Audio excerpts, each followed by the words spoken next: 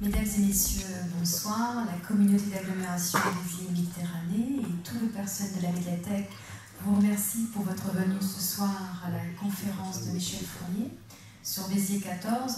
Alors bon, je pense que vous en êtes rendu compte, toute notre programmation s'étalant de septembre à fin janvier. C'est une nouveauté, hein, notre programme maintenant va jusqu'à fin janvier et sur la célébration de la guerre de 14. Et pour ne pas vous lasser, que ce soit le cycle de conférences, de café philo, les spectacles sont vraiment très variés et pour tous les publics. Donc on a vraiment pris cette célébration sous des prismes très différents. Voilà.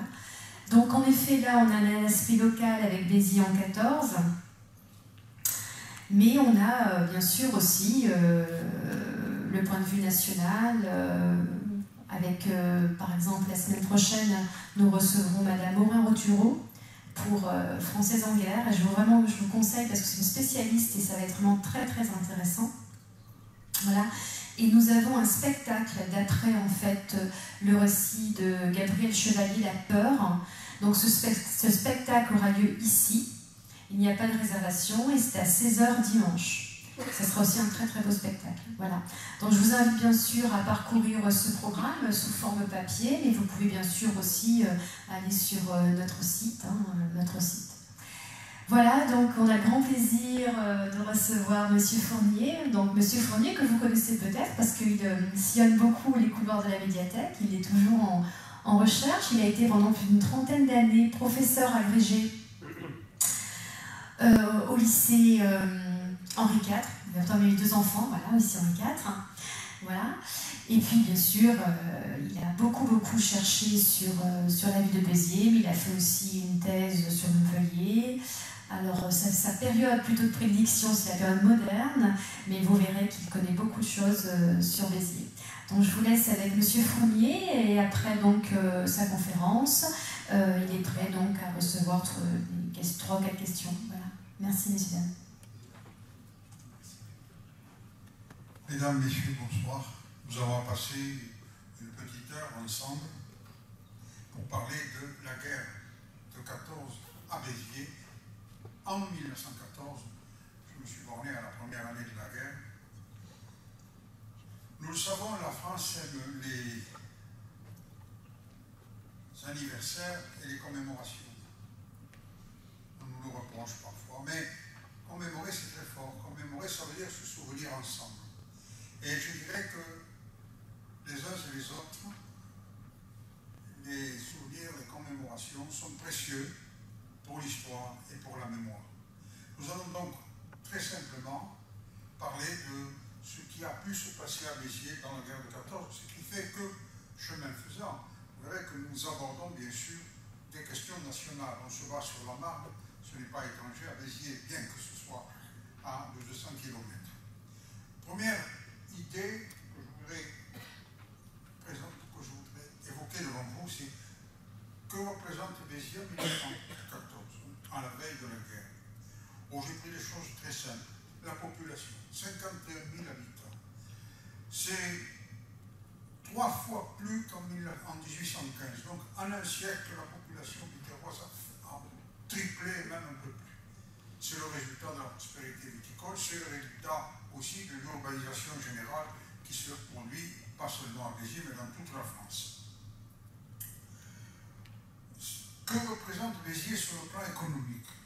Je dirais que Béziers connaît une embellie viticole qui fait oublier un peu, pas oublier, mais qui éloigne un peu le spectre des événements de 1906-1907, c'est-à-dire des événements de la crise viticole et des désordres, des manifestations qui ont suivi. Je prends 2 chiffres, j'espère ne pas vous en donner trop. En 1907, l'hectolitre de vin vaut 6 francs et il y a des lots qui sont à 5 francs. En 1913, l'hectolitre de vin est à 30 francs et il y a des lots à 40 francs. Rien que ça montre quand même que les raisons de manifester, les raisons de s'indigner ont disparu. Donc le spectre de de la crise ne s'oublie pas. La crise ne s'oublie pas, elle est encore dans les mémoires, mais elle s'éloigne. Et en même temps, on voit un relan, le mot relan ne convient pas, une reprise de l'urbanisation. Je vous donne quelques exemples. En 1912, on construit le nouvel hôpital, qui aujourd'hui est l'ancien d'ailleurs, mais le nouvel hôpital qui ne sera pas achevé encore en 1914. En 1911-12, on construit la poste Hôtel de Ville qui, vous le savez, n'existe plus. En même temps, c'est le moment où Castelbon de Bozost reprend le flambeau du théâtre aux arènes, qui se dit théâtre aux arènes, mais c'est de l'opéra, qu'il avait abandonné quelque temps. En même temps, en 1911, se créent les premiers éléments de ce qui deviendra l'association sportive biterroise. Passons à la situation politique. Je citerai mon ami Jean Sagne, dont vous connaissez les publications, qui parle de Béziers, hégémonie radicale. Nous sommes dans une ville radicale. Tellement radicale, si j'ose dire, qu'elle peut se permettre d'avoir au sein de cette ville deux courants. Un courant du radicalisme officiel, très lié avec la franc-maçonnerie, et dont l'homme porté est Louis Lafère, qui sera député en gros pendant au moins une quinzaine d'années jusqu'en 1924. Et puis, ce Louis Lafère qui a été président national du Grand Orient de France. Et puis, un radicalisme plus modéré peut-être, mais moins, oui, un petit peu plus modéré, moins lié à la franc-maçonnerie, qui, lui, se trouve à la mairie de Béziers. Donc, deux radicalismes qui, évidemment, ne sont pas toujours d'accord, surtout au moment des élections. Ça aussi, c'est très français, hier comme aujourd'hui. Et à côté de ce radicalisme hégémonique, il y a un courant conservateur qui s'affaiblit de plus en plus, autrefois monarchiste, maintenant conservateur. En revanche, il y a l'amorce d'une poussée socialiste avec l'élection sur une circonscription qui ne comprend pas la ville, mais qui comprend la campagne autour de Béziers, d'Édouard Barthes, un jeune pharmacien qui avait créé une officine à Sète, un jeune pharmacien originaire de Mont-Blanc, et qui est maire de Mont-Blanc, et qui est promu à une carrière parlementaire particulièrement brillante. De la même façon, on constate une poussée du syndicalisme. La maison des syndicats qui a été créée en 1914, il y a environ 3300 adhérents, essentiellement des syndicats ouvriers de la ville. En 1900, il y en avait à peine 1000. C'est vous dire aussi là combien les choses peuvent évoluer. Dans cette ville et à la veille de la guerre, on peut se poser la question: que représente pour les Biterrois l'armée et, comment dirais-je, la chose politique et diplomatique, la politique diplomatique et militaire. C'est une ville de garnison, deux régiments, le 96e régiment d'infanterie, qui succède au 17e, qui a été éloigné dans les conditions que vous savez en 1907, et qui est caserné à Saint-Jacques, et le premier hussard, qui est caserné à quelque chose près, là où nous sommes, sur l'ancienne, ce qui était la caserne de cavalerie. Une section d'ouvriers et un centre mobilisateur. Ce qui fait que ça fait 1500 soldats. Essayez de voir aujourd'hui à Béziers ce que donnerait 1500 soldats. J'ai pris un chiffre. J'ai dit que je n'en prenais pas beaucoup. 1500 soldats, c'est 1225 kilos de pain par jour. À l'époque, évidemment, où le pain joue dans l'alimentation un rôle essentiel. Ça représente aussi une bonne affaire pour les cafés, les restaurants, les maisons de plaisir. Le mot est joli. La chose n'est pas pour moi, mais le mot est joli.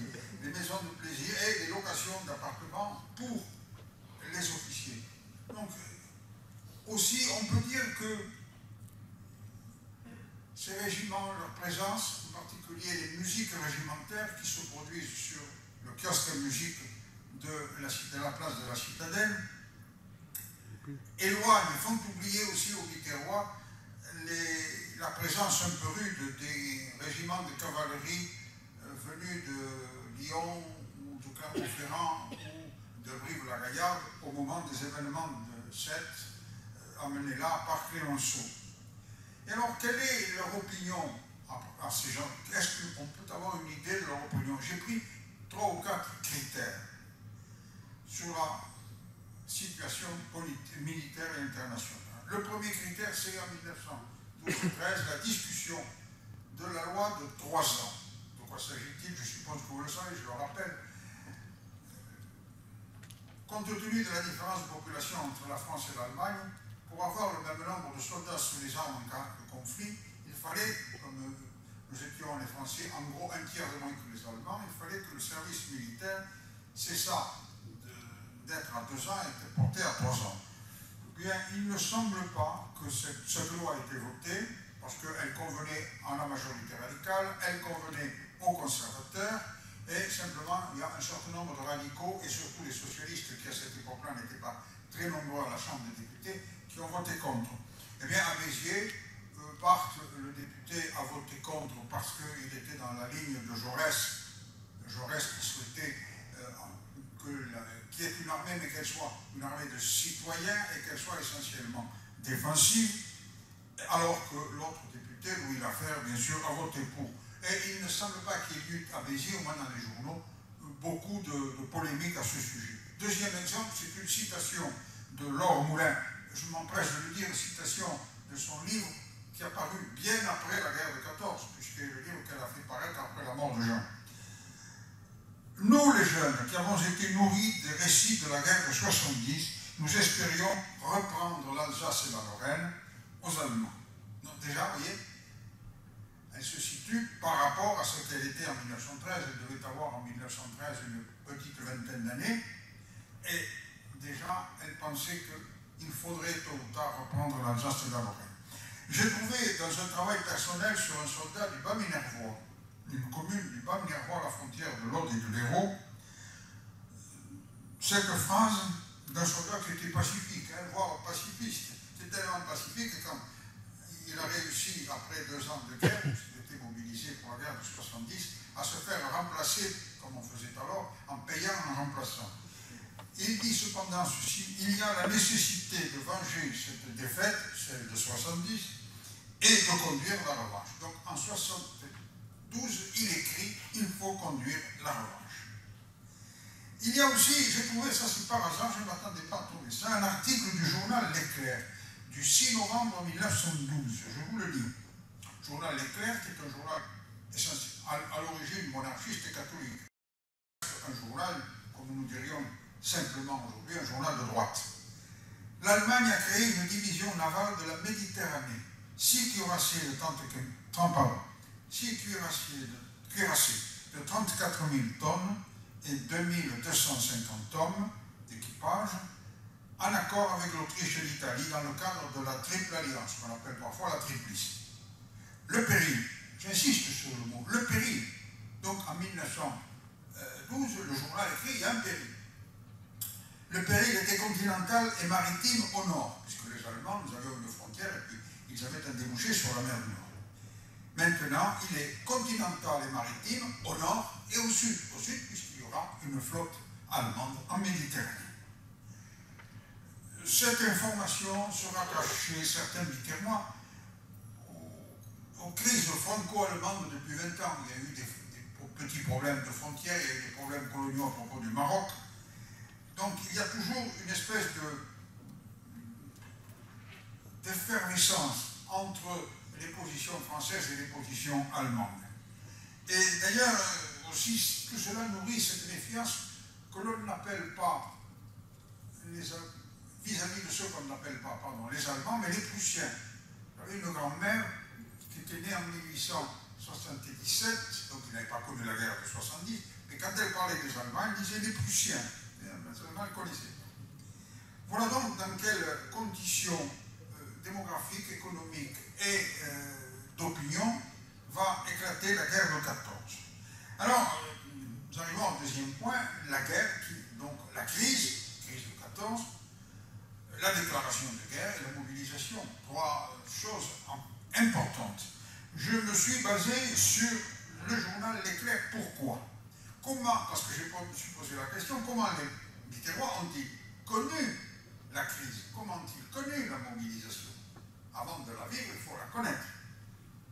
Et le journal L'Éclair, je vais vous en donner des, nous donne très bien le déroulement des grands événements qui ont conduit à l'affrontement de 1914. Je les ai notés, je les ai pris directement. Bien entendu, fin juin, l'assassinat de l'archiduc. Vous savez très bien que c'est intéressant sur le plan, non pas biterrois, mais sur le plan national, voire international. Pendant un mois, il ne s'est rien passé. Fin juin, on tue l'archiduc, et l'ultimatum arrive le 23 juillet. Donc pendant un mois, on n'a rien fait. Sûrement qu'entre l'Autriche et l'Allemagne, et surtout entre les états-majors autrichiens et allemands, il y a eu des conversations, mais on n'en a rien su. Donc, le 23 juillet, l'Éclair, je dois vous dire d'ailleurs que les collections de l'Éclair sont ici à la médiathèque, l'Éclair titre « Ultimatum autrichien, réponse insuffisante des Serbes ». Oui, parce que l'Autriche avait demandé beaucoup de choses.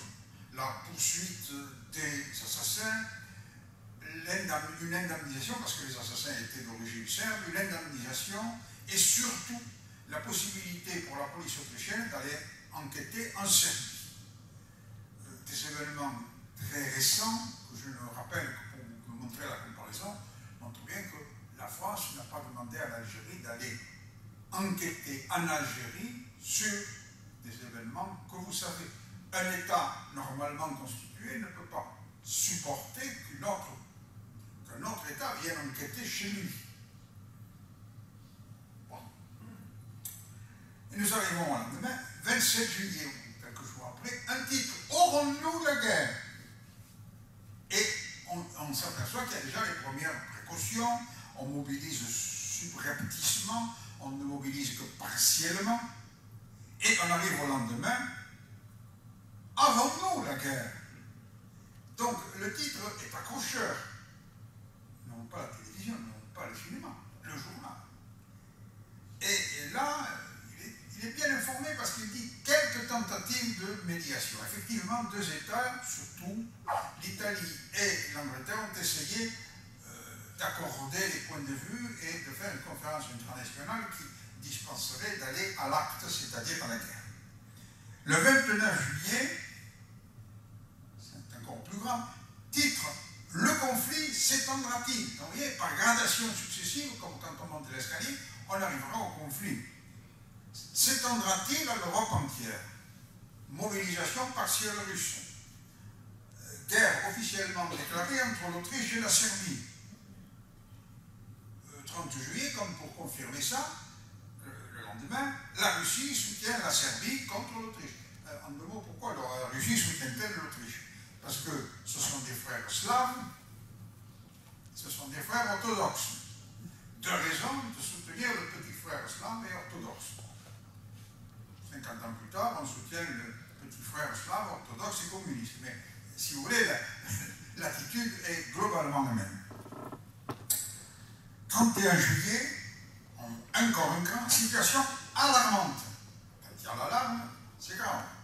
Mobilisation en Russie, en Allemagne, en Angleterre et bombardement de Belgrade.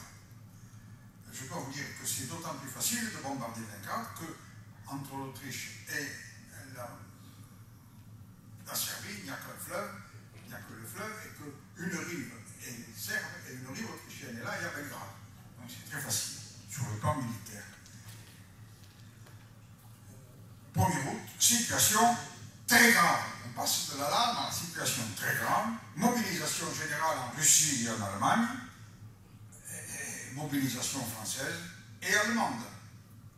Tout le monde mobilise. Assassinat de Jaurès, sur lequel on insiste peu. Peut-être parce que c'est un journal de droite. Hein? On passe. On a beaucoup plus insisté en même temps, dans les colonnes du journal, je le dis pour mémoire, sur le procès de Madame Caillot qui avait assassiné le directeur du Figaro, Calmette. Là aussi, peut-être poserai une question là-dessus, on y répondra. Le 2 août, déclaration de guerre de l'Allemagne à la Russie, là on rentre, les Allemands envahissent le Luxembourg et demandent aux Belges de les laisser passer, ultimatum à la Belgique qui refuse. 3 août, déclaration de guerre à l'Angleterre, de l'Angleterre à l'Allemagne. Pourquoi? Parce que les Anglais ne tiennent pas que la Belgique en face, eux, soit occupée par des Allemands. Et déclaration de guerre de l'Allemagne à la France, vous voyez, ce qui est le contraire de ce qui se passera en 1939. L'Angleterre a déclaré la guerre à l'Allemagne et l'Allemagne nous a déclaré la guerre à nous, sous le prétexte que des avions français avaient bombardé, tué un certain nombre de gens, ce qui manifestement était faux, et d'autant plus faux que le généralissime Joffre avait fait reculer de 10 km les troupes par rapport à la frontière, pour ne pas justement avoir des casus belli spontanés. C'est bien, tout est présenté admirablement, enfin, dans la réalité des choses. Mais il n'y a pas d'analyse de la société diplomatique, de la situation diplomatique et des systèmes d'alliance qui sont tellement imbriqués que la mobilisation de l'un entraîne la mobilisation de l'autre, etc. La Russie mobilise, l'Allemagne mobilise parce que la Russie a mobilisé et que l'Allemagne soutient l'Autriche, et la France sera amenée à entrer dans la guerre et l'Angleterre aussi. Donc il y a tous ces systèmes d'alliance qui se sont mis en place, en gros, depuis 1897 jusqu'en 1914, qui là amènent au conflit. C'est presque une mécanique. Alors, la déclaration de guerre et la mobilisation. La déclaration de guerre, comment a-t-elle été connue? Elle a été connue essentiellement par la mobilisation. La mobilisation, comment les Mitterrands l'ont-ils connue? Ils l'ont connue par les affiches, petites affiches tricolores, vous en avez un exemple, je crois, dans l'exposition. Ils l'ont connue par le journal. Et dans les campagnes où souvent il n'y a pas l'affiche de mobilisation, elle n'a pas été diffusée dans toutes les communes, on l'a connue par le tocsin. D'ailleurs à Béziers, on a aussi sonné le tocsin. Ils l'ont connue par le tambour du commissaire, et à cet égard, il est extrêmement intéressant de lire ce livre qui est cité aussi dans dans l'exposition, de toute façon, qui est en lecture possible en mots, les mémoires, le journal de guerre de Bartas, qui est un soldat, caporal, originaire de Périac-Minervois, et qui a laissé des cahiers sur toute la guerre remarquables. Remarquables de précision, et en même temps, je dirais que ces cahiers qui ont été mis à jour par un de nos collègues du Mirail de Toulouse, un collègue de l'Aude, ce sont des cahiers dans lesquels, si j'ose dire, il y a une âme. Et je vous invite, si vous avez l'occasion de lire ça, moi je l'ai lu plusieurs fois, je l'ai chez moi, et c'est vraiment... Voilà. Je reviens alors au Moulin qui dit « L'émotion était grande. Les larmes se mêlaient à l'exaltation patriotique. On envisageait cette guerre comme une expédition punitive pour punir les Allemands, plutôt que comme un conflit long et meurtrier. » Ça aussi, elle l'a écrit après coup. Hein? Parce que malheureusement, le conflit, nous le verrons en conclusion, a été long et meurtrier. Un anonyme de Nébias qui dit ceci: « Nous, les jeunes, nous étions entraînés dans ce grand enthousiasme et nous sommes partis accompagner les soldats mobilisés au son des trompettes et des clairons, jusqu'au train, il est de Nébias, jusqu'au train à Clermont-Lérault. » Barras lui-même, qui est socialiste et pacifiste, ce qui ne l'empêchera pas d'être un excellent soldat. Hein. Et chacun de faire avec fièvre ses préparatifs, comme si vraiment on eût craint d'arriver après que la victoire soit chose faite. Pour un peu, certains seraient partis avant le jour fixé par l'armée pour leur départ. On vit des choses extraordinaires. Des frères irréconciliables se réconcilient. Des belles-mères avec leurs gendres aux belles-filles, c'est un exploit. Qui la veille encore se seraient giflés à arracher les cheveux et changèrent le baiser de paix. Des voisins qui ne voisinaient plus reprirent les plus amicales relations. Il n'y eut plus d'adversaires politiques, insultes, injures, haine, tout fut oublié. Le premier effet de la guerre était d'accomplir un miracle, celui de la paix, de la concorde, de la réconciliation entre gens entre gens qui s'exécraient. Je pense que tout le monde n'était quand même pas tout à fait d'accord. J'en ai trouvé un autre d'un abbé, un abbé Sougondi, qui était il n'était pas à Béziers, il était au nord du département, et c'est son neveu. Il a un neveu qui est prof d'histoire, lequel a deux fils qui sont profs d'histoire. Ils viennent de sortir un livre sur la guerre de 14 dans l'Hérault qui est remarquable aussi. Et j'ai pu en avoir un peu la primeur, il y a des choses fort intéressantes. Alors l'abbé Sougondi, je me rappelle encore la fâcheuse déclaration de guerre. Quel tragique spectacle se déroulait sous nos yeux de tant d'hommes et tant de femmes qui pressentaient pour leur foyer un grand malheur, tandis que les hommes mobilisés s'en allaient défendre la patrie au péril de leur vie. Un garçon de Solel-du-Bosc avoue qu'il faisait le content, mais qu'il quittait ses parents le cœur serré. Certains, sans le dire, surtout dans les campagnes, déploraient le départ des hommes à la veille des vendanges. Nous sommes au mois d'août. Certes, on vendangeait peut-être à cette époque-là un peu plus tard qu'aujourd'hui, mais on est, disons, à l'avant-veille des vendanges. Alors, je dirais, moi, que quelles que soient les réticences et les réserves ou la résignation des uns, quelle que soit l'exaltation des autres, il y a comme une sorte de soulagement de terminer ce conflit latent avec l'Allemagne, dans le souvenir de 1870, dans le souvenir aussi du contexte des crises avec le Reich, et dans l'atmosphère qu'on oublie des guerres balkaniques entre 1911 et 1913. On dit la guerre de 14, en fait, dans le centre de l'Europe, elle a commencé en 1911, entre les principautés danubiennes, Roumanie, Bulgarie, Grèce, Serbie et l'Empire ottoman, et une fois qu'ils ont eu réglé, et Bulgarie surtout, pardon, et une fois qu'ils ont eu réglé le compte de l'Empire ottoman, ils n'ont pas été d'accord pour se partager les dépôts, et il y a eu une autre guerre qui opposait à la Bulgarie, la Grèce, la Roumanie, et la Serbie, pas encore, mais enfin. Donc, la guerre était déjà enclenchée. Et à ce moment-là, il faut dire que on connaît le fameux discours du président de la République, Raymond Poincaré, appelant à l'union sacrée. Cette formule, qui restera dans la tradition politique française. Lorsque les choses vont mal, on parle de faire un gouvernement d'union sacrée. On en parle beaucoup, on ne le fait pas, mais comme quoi c'est resté.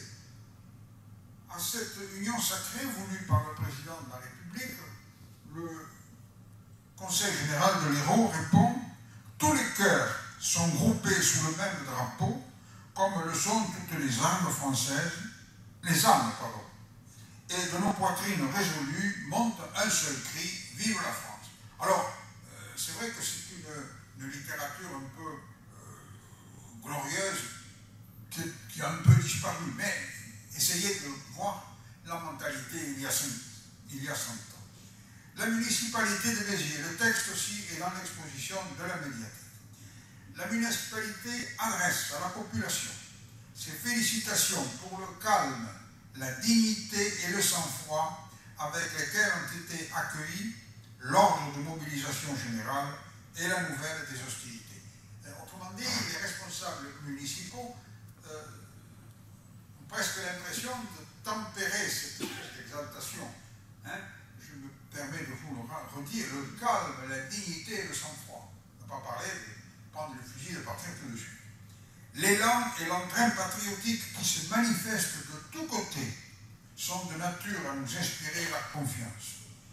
Il ne doit y avoir que des Français solidaires dont les cœurs battent à l'unisson, c'est repris un peu du Conseil général, et un seul cri doit jaillir de nos poitrines calmes et résolues, vive la France. Mais c'est un peu un hymne glorieux à la France glorieuse.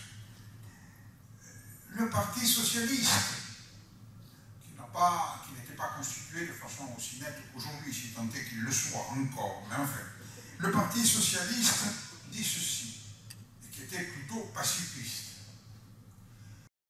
Le socialiste de l'Hérault, il s'agit donc de tout le département dont Béziers est compris, se rallie à l'union sacrée en acceptant d'assurer les services qu'on voudra bien lui confier, création de comités de vigilance, contrôle de surveillance des secours, police de la ville s'il en était besoin. Nous nous joignons au seul parti existant en France actuellement, le Parti de la Défense nationale. C'est très net de la part des socialistes qui ont pu manifester leur pacifisme et qui là, au contraire, le seul parti celui de la Défense nationale. L'Église, c'est pas neutre l'Église, surtout en 1914. Le cardinal de Cabrières, je rappelle que le cardinal de Cabrières a été évêque de Montpellier pendant très longtemps. C'était, on peut dire, moins en 14, mais à la fin du 19e siècle, le cardinal de Cabrières était vraiment le chef du parti catholique et monarchiste. Il est monarchiste, il est catholique, il est conservateur. Eh bien, il dit ceci, vous me rendez justice. J'aime, c'est très ecclésial ça. Vous me rendez justice. Il a dit, sous-entendu, vous ne l'avez pas toujours rendu. Bon, ça aurait été intéressant de parler du cardinal de Cabrières, qui est un personnage justement riche des passions politiques qui ont pu traverser notre pays et notre département. Vous me rendez justice que je me suis montré dès le début de la guerre empressé à seconder vos efforts et ceux du gouvernement. Heureux de témoigner aussi de ma sympathie et de celle du clergé tout entier de l'Hérault pour notre vaillante armée dans l'œuvre de défense nationale, c'est le même mot que les socialistes, défense nationale, qu'elle accomplit si généreusement. Et le publicateur de Béziers, petit journal catholique, parlant des soldats mobilisés, parlera des soldats du Christ et de la patrie. Et je pense que ces citations, pas en abuser, mais enfin, vous donnent mieux que je ne le ferai moi-même, l'état de l'opinion. Et ensuite, il y a ce qu'on peut appeler la mobilisation et le départ des soldats.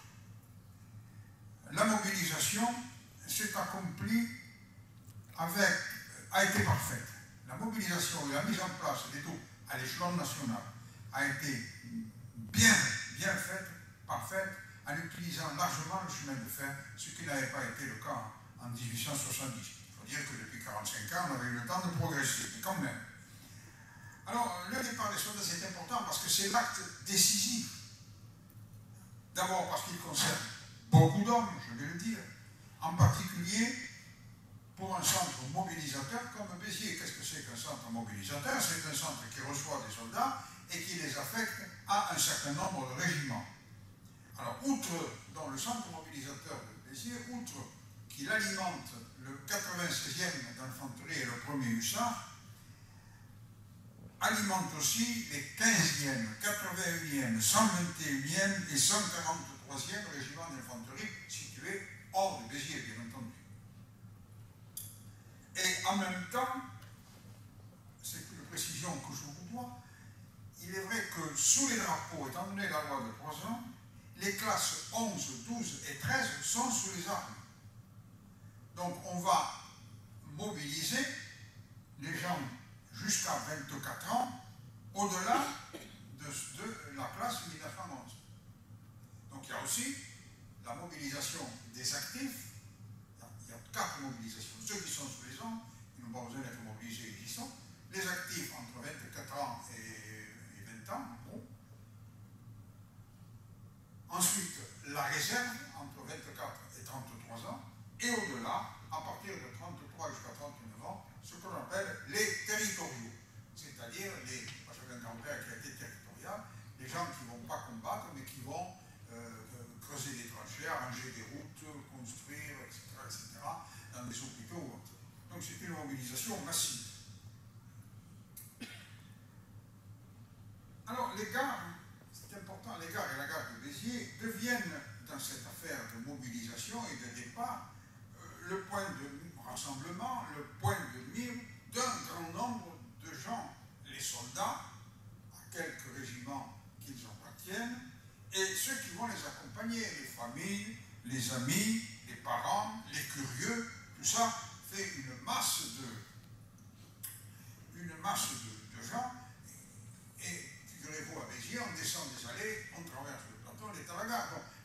très près du cœur de ville. Je me permettrai de citer ce que dit Delteil, Joseph Delteil, qui écrit, enfin, je ne dis pas, il écrit à propos de ce mois d'août, je ne sais pas si c'est pour l'Aude et pour le Rouge, je crois que c'est pour l'Hérault. La chaleur est torride, le département sue. La France devient une gare, car ce qui se passait à Béziers, se passait à Montpellier, se passait à Narbonne, à Carcassonne, à Lyon, à Aurillac et partout. Les gares sont le premier grand rassemblement pour la guerre. Et le journal décrit une cohue de soldats emplissant la ville, habillés moitié en civil, moitié en militaire. Vous savez très bien qu'on n'aura pas assez d'uniformes. On ira chercher des uniformes et parfois, on n'y a qu'à voir le film sur le pantalon rouge que vous avez vu, on va chercher dans les réserves, des réserves d'uniformes. On ne savait plus où caser tout ce peuple accourant avec une exactitude qui déconcertait les autorités militaires elles-mêmes, qui s'attendaient à compter les réfractaires et les déserteurs par centaines. Ça, c'est vrai à l'échelon national, mais on voit que c'est vrai pour Béziers. Il y avait dans l'œuvre de mobilisation une directive qu'on appelait le carnet B. Qu'est-ce que c'est que le carnet B? C'était la liste des soldats qui, à tort ou à raison, étaient suspectés d'être socialistes, pacifistes, déserteurs, enfin, des gens que l'armée ne voulait pas voir. Donc le carnet B devait s'assurer que ces gens allaient partir et non pas se planquer ou déserter. Or, au bout de quelques jours, on s'aperçoit que le carnet B est totalement inutile. Je ne dis pas qu'il n'y ait pas eu quelques soldats qui aient profité de la chose pour s'esbigner, mais sur l'essentiel, le carnet B a été totalement obsolète. Alors, le départ du 96e régiment d'infanterie le 6 août, très tôt, manifestation, le journal parle de manifestation d'enthousiasme et d'encouragement. Défilé, musique militaire, discours du colonel, harangue, cris, applaudissements. Et je profite aussi pour dire que certaines ne sont pas dupes. Je voudrais vous citer cette phrase de Marie Escolier, je ne sais pas si vous la connaissez, qui est un auteur occitan, qui n'est pas originaire de l'Ariège, de Mirepoix, qui dit à propos des journaux qui ont des descriptions comme ça, parce que si on prend les journaux, c'est à peu près partout. Les journaux affectent un ton de joie qui sent l'artifice. Alors, on pourrait être tenté de dire qu'il y a une espèce de conspiration, non pas du silence, mais conspiration de la joie, de l'exaltation. Je crois qu'elle est certaine, elle n'est pas à 100%. Voilà ce que j'en tire. Pour compléter cette atmosphère d'union sacrée, je voudrais vous parler de quelques hommes politiques qui vont être mobilisés et qui mettent en accord, ce n'est pas toujours le cas, leur attitude et le discours officiel. Je prends 3 exemples. À Béziers, le maire Verdier est mobilisé. Il repasse le flambeau, le fauteuil, plus exactement à son adjoint Signoret, lequel sera mobilisé et repassera le fauteuil à Roques. Ce qui veut dire qu'il manquera un certain nombre de conseillers municipaux. À Capestan, sur un total de sûrement une trentaine de conseillers municipaux, il y en a 14 qui sont mobilisés. Ça ne veut pas dire mobilisés dans le premier groupe, ça peut être le premier, deuxième ou troisième groupe. 14 qui sont mobilisés. En telle enseigne que le conseil municipal demande au préfet la possibilité de continuer à siéger, malgré que, comme on dirait toujours vulgairement, le quorum ne soit pas atteint. À Florensac, c'est à peu près la même chose. Plus de très nombreux conseillers municipaux qui sont mobilisés. Un autre exemple, c'est celui d'Édouard Barthes. Édouard Barthes a 33 ans. Il n'est pas mobilisable. Et il se présente néanmoins au centre de recrutement de Montpellier et est affecté au 1er régiment du génie. Il sera réformé d'ailleurs en novembre ensuite, mais vous voyez, ce sont des gens qui n'hésitent pas à, comme je l'ai dit, mettre leur conduite en accord avec leur discours. Voilà donc Béziers et la France et Béziers en guerre. Ce qui m'amène au 3e temps de mon exposé, vivre en guerre. En fait, vivre en guerre, c'est vivre la guerre, hein, compte tenu du nombre de mobilisés, et qui touche toutes les familles, ou presque, toutes les professions, toutes les catégories sociales. Interrogez-vous les uns et les autres dans votre intime. Vous devez tous avoir un grand-père, un oncle, un grand-oncle qui a fait la guerre, un cousin qui a fait la guerre de 14.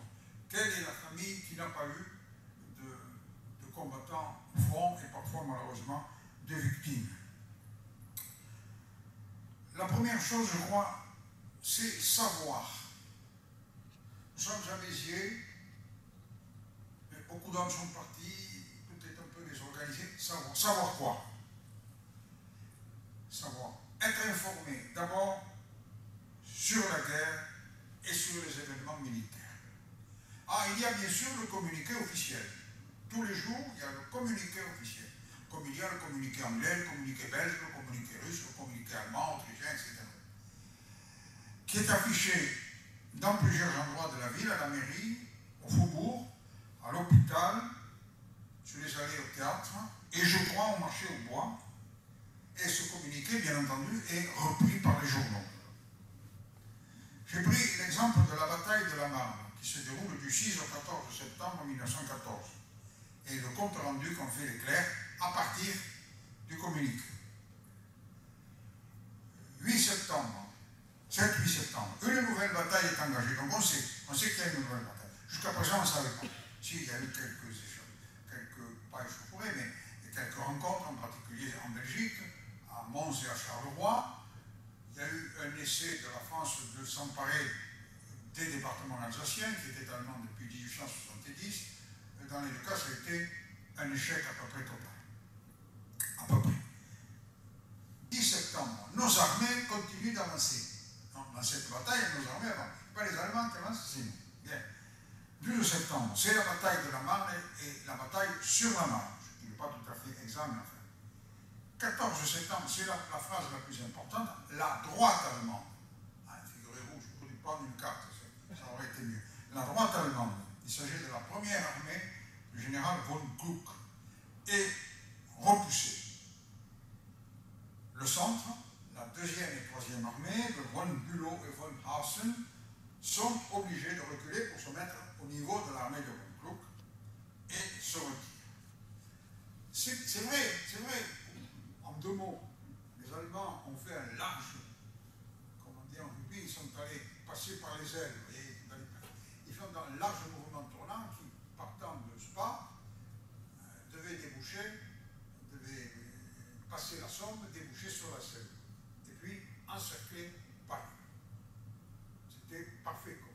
Et bien sûr, les autres armées qui avaient ce même mouvement, mais plus court, puisqu'elles partaient, la première faisait un grand, et les autres, c'était plus court. Seulement ce von Kluck, qui était un ambitieux, quand il a été là, au lieu de marcher sur Paris, au contraire, est passé devant Paris pour encercler l'armée. Donc ça se comprend militairement. Au lieu de s'attaquer à la capitale politique, ce qui aurait eu un grand retentissement, il a préféré s'attaquer à l'armée pour encercler l'armée et coincer l'armée dans une souricière. Le geste est joli. Malheureusement, le général Gallieni, commandant à Paris, et Joffre, ils ont marché à peu près la main dans la main. Il y aura ensuite, après la guerre des Piques, qui a gagné la bataille de la Marne, mais s'en sont aperçus, et c'est là qu'ils ont mobilisé sur le flanc une armée comme quelqu'un qui combat est toujours vulnérable sur son flanc. Quand on vient en face, on voit. Quand quelqu'un vient de côté, le temps qu'on le voit, il est déjà sur vous. Donc, à obliger l'armée de von Kluck à se retirer, et à obliger aussi les autres à s'aligner sur lui, de telle sorte que la bataille de la Marne a été une victoire française. Ce qu'il ne dit pas, c'est que si les Allemands reculent, oui, mais ils reculent en territoire français. Nous ne sommes pas en Allemagne, tout ça se passe en France. Nous ne serons en Allemagne qu'en 18, vous ne pouvez pas le savoir à l'avance. Et alors, en revanche, là c'est à peu près, c'est bien, mais en revanche, de temps en temps, le journal se met à décrire un élément de la bataille, alors là on n'y comprend plus rien. Je vais vous le dire, c'est un peu long. En Champagne, alors en Champagne, on ne dit pas où c'est, il ne faut pas le dire, parce qu'il y a des consignes de ce que la Champagne c'est vaste. En Champagne, nous avons pris pied en plusieurs points dans les tranchées de la seconde position de défense des Allemands. On ne parle pas de la première position. On peut considérer qu'on a pris la première puisqu'on est en train de prendre la seconde. À l'ouest de la butte de Tahure aussi, je ne sais pas où est la butte de Tahure, je ne pense pas que beaucoup de Biterrois, en 1914, aient su où était et ce qu'était la butte de Tahure. Et à l'ouest de la ferme de Navarin, va pour Navarin. En ce dernier point, certains éléments de nos troupes ont franchi la ligne allemande, laquelle, et se sont résolument portés au-delà, mais leur progression n'a pu être maintenue. C'est bien, ça veut dire qu'on a donné un coup d'épée dans l'eau, quoi. Et il l'habille bien. En raison des barrages d'artillerie et de feux de flanquement très violents, nos hommes tiennent les points conquis de la seconde ligne ennemie. Au sud, nous avons élargi et complété au sud de Ripon. Nous avons élargi et complété la conquête de la première position allemande en enlevant une fraction de l'important organe de soutien dit l'ouvrage de la défaite. C'était joli. Et alors, en même temps, le journal qui commente, le journal fait le commentaire aussi du communiqué, donne un aspect encourageant, montrant des soldats vaillants. Il parle, l'armée du Kaiser n'est nullement invincible. L'élan des soldats français est extraordinaire. Mais, comme je l'ai dit, ça se passe toujours en territoire français. Il y a même des remarques ou des informations qui tiennent du courage de crâne. Je vous en donne une, mais ça a peu à toutes les époques. Sur le cadavre d'un soldat allemand, on a recueilli des balles de fusil qui ont au moins 30 ans d'âge et une baïonnette rouillée. C'est possible. Mais la conclusion est remarquable. L'Allemagne est à court d'armement. Je dis, hein, ça, nous sommes habitués à ça. Heureusement, ça continue, mais enfin, bon. Voilà donc. Ce qui veut dire qu'on est globalement informé sur les événements, sans tomber exactement dans les détails. On ne parle pas des batailles en Belgique qui ont été effroyablement meurtrières. Non. Et j'en parlerai tout à l'heure par la faute de l'état-major. Savoir, c'est aussi savoir ce que fait l'absent. Ça, c'est important. Le soldat mobilisé. Or, on ne le sait pas, ou on le sait mal. Pourquoi? Parce que les nouvelles arrivent lentement et irrégulièrement. Pourquoi? Certains soldats ne savent pas écrire. Ils utilisent des cartes pré-imprimées où ils ont recours au service d'un camarade plus instruit, mais pas toujours disponible. Les lenteurs du courrier, le déplacement dans cette première année, le déplacement incessant des troupes, la censure, parce que certaines lettres sont ouvertes pour savoir, on ne dit rien, il ne faut pas savoir. Il est interdit de donner des renseignements de caractère militaire, indication de lieu, d'unité, d'organisation, etc. On perçoit alors, essayons de percevoir l'inquiétude des familles quand le courrier tarde à arriver. Les questions, est-il mort? Est-il blessé? Est-il prisonnier? Est-il disparu? Parce qu'il y en a qui, malheureusement, qui ont disparu. J'allais dire le corps est bien, même leur corps n'est plus, on ne peut plus trouver le corps. Et ça, je pense que dans les mentalités des gens, des femmes de cette époque, ça devait être terrible de vivre dans l'attente de tout, du plus grave, comme la moindre lettre, je vais bien, ça va, ça devait être des explosions de joie. En même temps, la guerre entraîne des contraintes, y compris pour les Biterrois, en vertu de l'état de siège. Les pouvoirs de police appartiennent à l'autorité militaire. Le maire ne peut plus rien, mais il faut l'aval de l'autorité militaire. Par exemple, restriction de la circulation, hein, de 22h à 4h du matin. Après, on libérera, on mettra jusqu'à 6h. Puis il y a des laissés-passer pour certaines catégories de gens. Les gens qui transportent du ravitaillement, les médecins, entre autres. Fermeture des cinémas, théâtres, restaurants et lieux de plaisir à 11h du soir. Et ensuite, ça sera 10h du soir. Recherche des suspects et des espions. On se méfie des noms à consonance germanique. Hein? Périodiquement dans le journal, on voit monsieur X, je ne veux pas dire un nom allemand, rappelle à ses concitoyens de Béziers qu'il la famille est installée à Béziers depuis 50, 60 ans, que son grand-père commerçant avait connu. Est-ce qu'il y a des gens qui risqueraient d'aller leur faire un mauvais sort? Tout cela quand même contribue à faire de cette période, même de ceux qui ne combattent pas, une période triste, grise. Les difficultés d'approvisionnement de certaines denrées, le sucre et la farine, parce que les régions productrices de blé et de betteraves abattues à sucre sont occupées par les Allemands. La hausse des prix aussi, qui est causée à la fois par la rareté et puis par l'attitude de certains commerçants, de certains. Les difficultés financières pour certaines familles de mobilisés qui vivaient de la paix, du salaire du soldat qui maintenant est parti, car en 1914, ce qu'on appelle le prêt, c'est-à-dire l'indemnité journalière pour le soldat, n'existe pas. Elle sera rétablie à partir de 15. Elle n'existe pas. Pourquoi? Parce que d'habitude, on avait des guerres courtes. En 70, ça n'a pas duré très longtemps. Il y a une réquisition de l'armée. On réquisitionne les chevaux, ce qui est normal. Mais le cheval est encore dans la ville et dans les campagnes le principal élément de traction pour les labos, pour les transports, pour les fiacres. On réquisitionne les chevaux. À Montagnac, un viticulteur dit « On m'a pris 3 chevaux et une voiture. » Je ne sais pas si c'était une voiture à cheval ou une voiture à essence, je n'ai pas pu le savoir. D'une valeur de 5 000 francs pour 3 500 francs.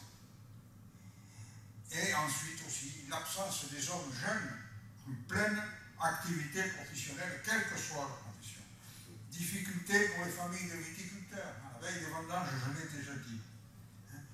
Certaines professions manquent carrément. À Marseille, il n'y a plus de docteurs. Alors on trouve un médecin polonais et on lui donne, la mairie donne un supplément par visite pour qu'il accepte de venir soigner les malades à Marseille. Une petite publication qui s'appelle le journal du fermier et du propriétaire dit ceci au mois de septembre, qu'en raison de la mobilisation et du manque d'ouvriers typographes, le journal ne paraîtra pas pendant 3 semaines. C'est pas grave. Enfin, ça vous dit, c'est une espèce de désorganisation. À Capestan, par exemple, on s'étonne, on s'aperçoit que le marché hebdomadaire des commerçants qui viennent, il n'y a plus personne, plus de commerçants viennent, et alors le droit de place n'est plus payé. Il y a un manque à gagner pour la commune. Toutes ces petites choses en soi ne sont pas gravissimes, mais additionnées les unes aux autres, comme je l'ai dit à 5 minutes, elles créent une atmosphère un peu grise.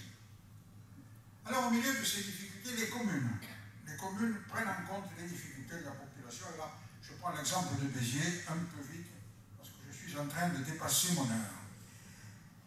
Création d'une commission municipale pour l'alimentation et le ravitaillement et contre l'accaparement, la pénurie et l'élévation des prix. Création d'une garde civique pour assurer le maintien de l'ordre et de la sécurité. Donc, je vous rappelle que les socialistes avaient suggéré qu'on puisse la faire. Mesure annulée par l'autorité militaire et le préfet. Interdiction de sortie de la ville des denrées et produits alimentaires ainsi que paille, fourrage, grains. Achat de blé et de sarrasin en Bretagne. Et toutes les semaines sur le journal, on donne l'état du stock de farine, afin que la population ne manque pas de pain dont on va fixer le pain, 0 francs 70 les 3 livres ou 0,54 le kilo. En même temps, on vote un secours de 20 000 francs pour les cas urgents, pour les besoins urgents, et on institue une garderie des vendanges pour garder les enfants afin que leur mère puisse aller vendanger et parfois remplacer les hommes. Ce qui veut dire que la commune à Béziers, mais je suppose que dans beaucoup de communes c'est la même chose, la commune joue le rôle véritablement de protection, d'aide. Malheureusement, il y a aussi les morts et les blessés. Les morts et les blessés, les premiers morts n'arriveront pas, mais les morts sont nombreux. Alors j'ai compté à Béziers pour les 5 mois, il y a plus de 300 morts. Pour les 5 mois de 14. Question pourquoi? Pourquoi? Et c'est vrai Béziers, c'est vrai l'échelon national. À cet égard, je voudrais signaler le livre de Madame Pau, qui est professeure, je crois, d'histoire au lycée Jean Moulin actuellement, qui s'est intéressée sur le plan national aux morts de la guerre et sur le plan littéraire, qui a sorti son livre qui s'appelle Des vignes à la tranchée, qui donne des détails sûrement plus importants et plus nombreux que moi. Pourquoi cette hécatombe de soldats? Alors on dit, parce que le pantalon rouge, ça se voit de loin, c'est vrai, ça a pu jouer, mais surtout, donc des uniformes mal adaptés à la guerre, et en particulier pas de casque de métal. C'est le calot ou le képi, mais pas de casque de métal. Surtout, la doctrine de l'état-major, c'est l'attaque en grande masse, de préférence à l'arme blanche. Or, quand vous attaquez en masse à l'arme blanche devant des mitrailleuses allemandes, et à ce sujet, la dotation de mitrailleuses allemandes dans l'infanterie est beaucoup plus importante qu'elle n'est en France. Donc, pardonnez-moi, les types se font littéralement déquiller par paquet de 5 paquets de 10. Alors, que faire des morts? Enfin, que faire des morts? Quelle est l'attitude vis-à-vis de la mort des soldats? D'abord, l'information. Il y a une espèce de rituel qui se crée. L'information par le maire, son représentant ou par le gendarme. Parfois accompagné ou assorti d'une lettre d'un camarade ou d'un officier. L'avis de décès dans le journal.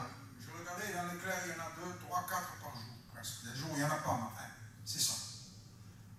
Pour les catholiques, qui sont quand même le plus grand nombre, la très grande majorité, messe de requiem sont corps. Les corps seront rendus en principe après la guerre. Alors, il y en a qu'on a rendus, il y en a qui sont dans les cimetières militaires, et il y en a qu'on n'a plus trouvé.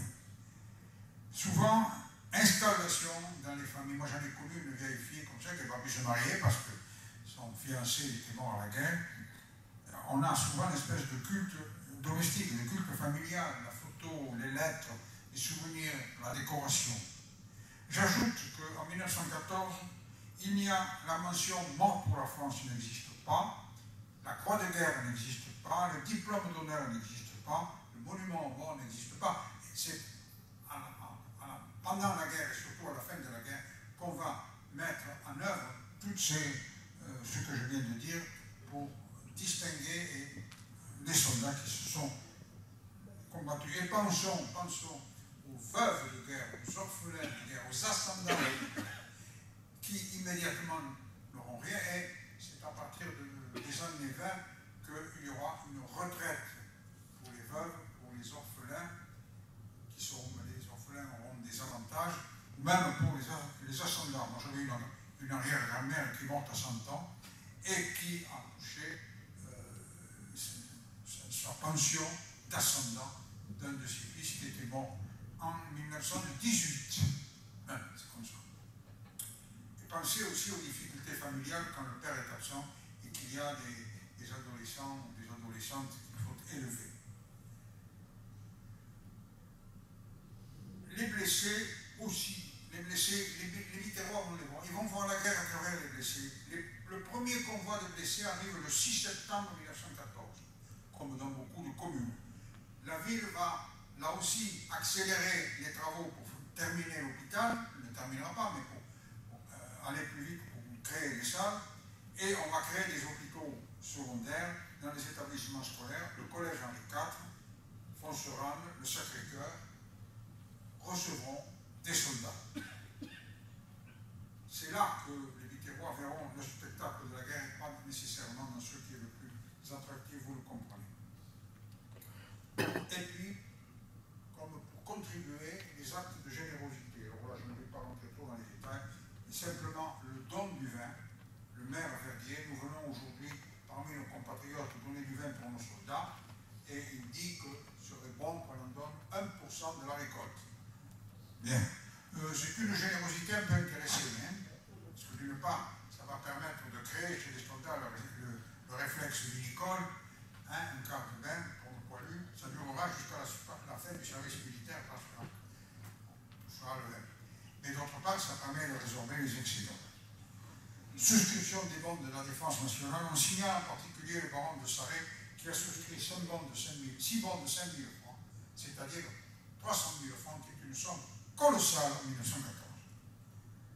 Et puis, le secours aux réfugiés, surtout belges, et à ce sujet, il y a déjà une espèce, pas une tradition, mais qui s'appelle les drapeaux belges. Les jeunes femmes et les jeunes filles belges confectionnent des petits drapeaux et elles les vendent ou elles les lotent à travers des réunions. Et cet exemple des Belges sera continué par tout autre. En 1918, il y a 20 ou 30 associations qui, de près ou de loin, portent secours aux soldats ou aux réfugiés. J'ai oublié aussi le linge du soldat.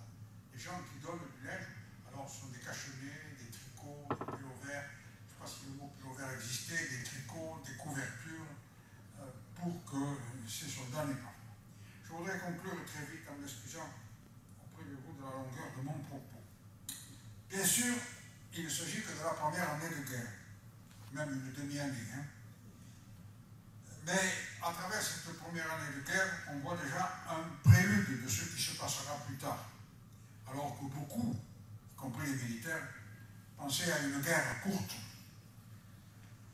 Le problème posé par la guerre au Mitterrand, les victimes, l'absence des hommes, les difficultés continueront à se poser de façon de plus en plus aiguë, au fur et à mesure que le conflit durera. Alors, à certains moments, l'espoir de la victoire vacillera et il y aura des moments d'anxiété et même des moments de découragement.